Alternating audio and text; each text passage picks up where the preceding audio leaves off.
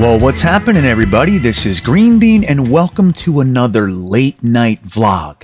Here I sit in San Antonio, Texas, where I thought I would be riding horses in the sunset, in the heat.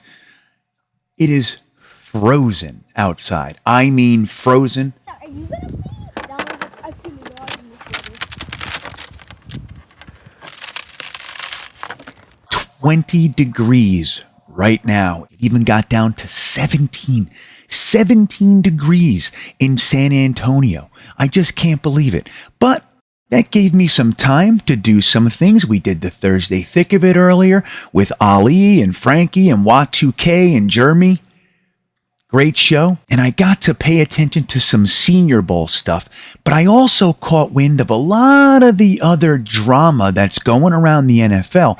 And one of the things that really stuck out to me was that it's not the Jets. Let's not forget, a little over a year right now, we were dealing with an onslaught of different media personalities and former athletes coming out and talking about the Jets as if we were the worst run organization in the NFL. Now, remember the Trevor Lawrence stuff. He shouldn't have to go to such a terrible organization as the New York Jets. And since then, we've just quietly sat back and did our thing. We didn't necessarily win as many games maybe as we'd hoped. Maybe our second overall pick quarterback didn't look quite as good as maybe we'd hoped. Maybe the injuries piled on a little bit more than we had hoped. Sure. But all normal stuff. Through it all, we can pay attention to the fact that our team never fractured, never had a crack in the dam through all of the tumult and difficult times and injuries and dark days. This team stayed together under one Joe Douglas and Robert Saleh. They kept the team together, and even toward the end of the season, while we still were losing games, looked like we just might be putting some things together on offense without a lot of his weapons. Zach Wilson looked like he was starting to understand the offense and really settle down, significantly less turnovers, all those kinds of things. So we had a lot to really feel good about as the season wound down. But taking it from the field and going into the rest of the NFL, look at the things that have happened this year. We had the whole mess with John Gruden. That whole mess with the texts and everything like that. We had all this stuff going on down there with Jacksonville. Urban Meyer it seemed like every other week there was a new report coming out about something negative he did, dragging his team through meetings where he said, I'm great and you suck, and made them defend their resumes. We had the stuff with the video and the girl and the whatever in the bar. We had all that stuff. And then he gets fired before he even completes his first season as an NFL head coach. You want to talk about a crap storm. That in Jacksonville. And now we have all this stuff going on out there with Brian Flores. Now, Brian Flores, the charges that he's levying, even though we don't know the details about specifically what happened with the Denver Broncos and the Giants and the Dolphins, none of us were there. We don't know what happened. The truth is that he's talking about a larger issue that is very, very real in the NFL. We know that we have something called the Rooney Rule, was instated in 2003. And what's that for? That's to try to at least get minority candidates for jobs like head coach and general manager into the room that they previously were not getting all that many opportunities to get into.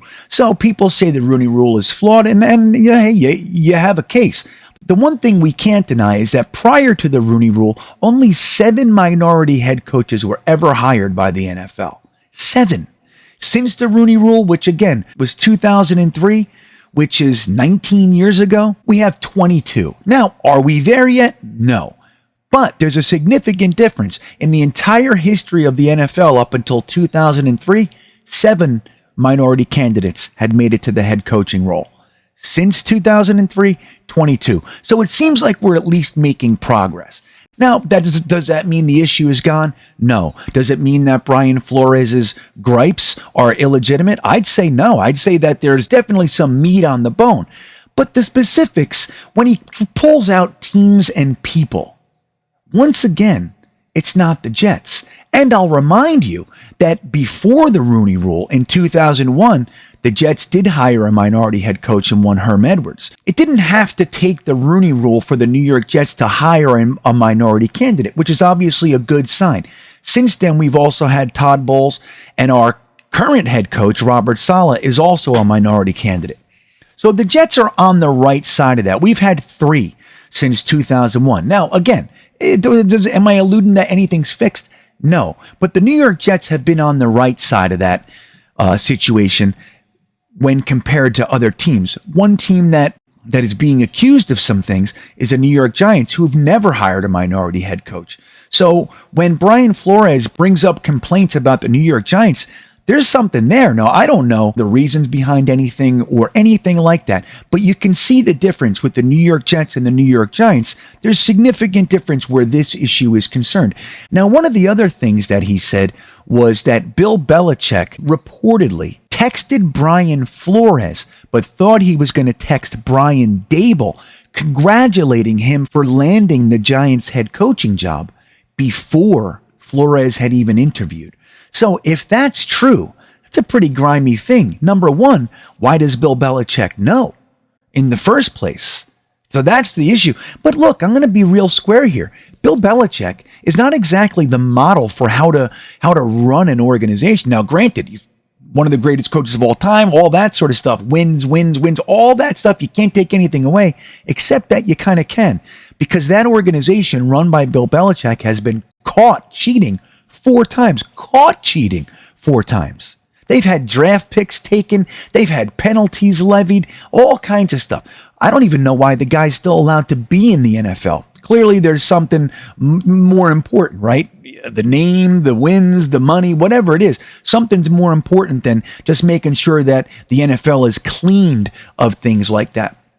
So if Bill Belichick is texting in that fashion, if that piece is true, that's a pretty yucky thing to take place. And that would be really problematic for the New York Giants, who are more than likely just bringing Flores in to appease the Rooney Rule. I don't know if they interviewed another minority head coach before that or what have you, but the reasonings why they would do it would be for show.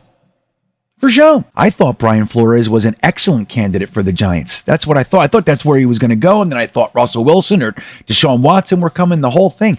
So there's a lot underneath this. But what about with the Miami Dolphins? He accused the Miami Dolphins of offering to pay him to lose games, something around $100,000 per game that he would lose. Now, let me ask you something.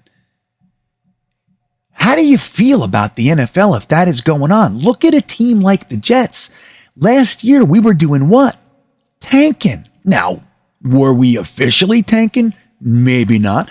But the Jets fans, I was all about the tank for Trevor thing. I wanted to lose every game. I wanted to go 0-16. I wanted to own that worst record in the NFL. Why? Because we had one of the stronger quarterback classes in recent NFL history, and I wanted the pick of the litter. But does that mean that the Jets are tanking? Let me ask you. Remember that one game? Remember the one I'm talking about? There was one when it looked like we just might be winning the game, and Greg Williams called a zero blitz. And what happened? The last few seconds of the game, we lost, keeping the tank alive.